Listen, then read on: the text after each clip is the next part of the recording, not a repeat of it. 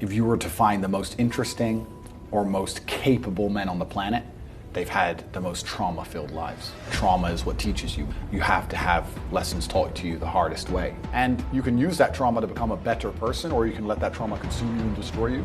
What's the definition of a loser? I think the universe is absolutely and utterly giving. I've never seen anybody dedicate themselves to something completely and fail.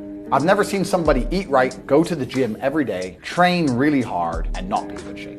I've literally never seen it. The universe is extremely giving. If you actually try, and you actually want it, and you're actually not making excuses, you're gonna get what you want. So when I see people who don't have what they want, I consider them losers. But if I put myself through endless pain to end up where I am, it's very hard for me to have sympathy on the man who's afraid of pain. You're avoiding pain. I've been through endless. I now have everything I've ever desired. You have none of the things you desire. Am I supposed to feel sorry for you because you took the easy way out? Am I supposed to look at you and go, oh, poor dude? No, you were a fucking coward. So you deserve your substandard reality. Because if you actually wanted it and you actually tried, you'd have it. You could have anything you want. You want that bitch, you can have her. You can have anything you want on the planet. If you're sitting there saying, oh, but I tried my best and I still didn't get it, you're lying. You didn't try your best. Everyone is a fucking loser. You cannot quit, you cannot give up, you need that momentum to break free. When a rocket is flying out towards the moon to escape the atmosphere, it doesn't fucking pause halfway up the sky, does it? No, it keeps going. Every single second there are things happening, conversations happening that you're not watching, information. That could be the one little piece of information you need to break out. It could be that one little sentence that changes everything. The successful people in the world are huge fans of mine. The successful people in the world want their children to listen to me.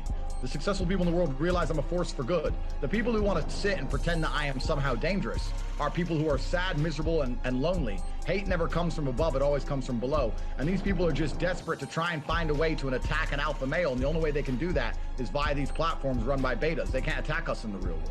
I was about 24, and I can't say why, but I had a problem with this guy, and we were kind of texting back and forth. He stopped replying to me. That was it. And I was like, okay. And I texted him a few more times, and he totally stopped replying to me. And about a week and a half later, when I was walking to my car, he tried to stab me. I was walking to my car, and I heard footsteps behind me. And as I turned, I've got a scar here on my hand. You can see the blade like it's a hand. I turned, and I took the blade in the hand.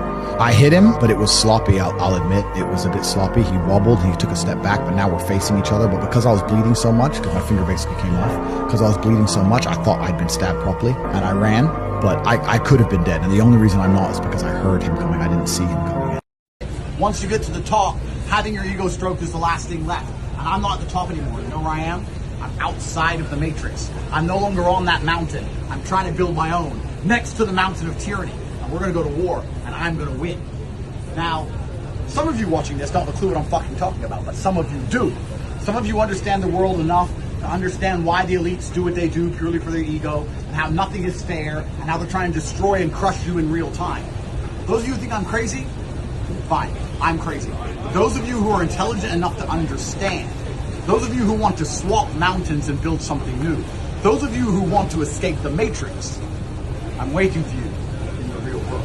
I'd go to bed at night as a teenager and think, I looked it up on the internet. It was a Honda Civic Type R. I wanted one. It was like 38,000 pounds. I had no money. I had less than 50 pounds on my bank account. Couldn't afford it. Then I looked up how much a Ferrari costs, 210,000 pounds. And I said to Tristan, my brother, I was like, there are people with 210,000 pounds for a car. And he's like, yes, so? I'm like, no, not so. How?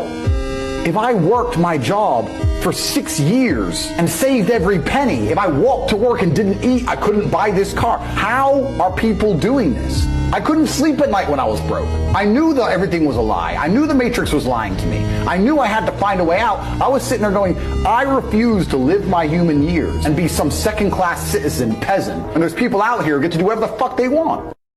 My teacher would always sit there and go, Andrew, the biggest waste of potential I've ever seen. Because you could be so smart, but you just don't listen.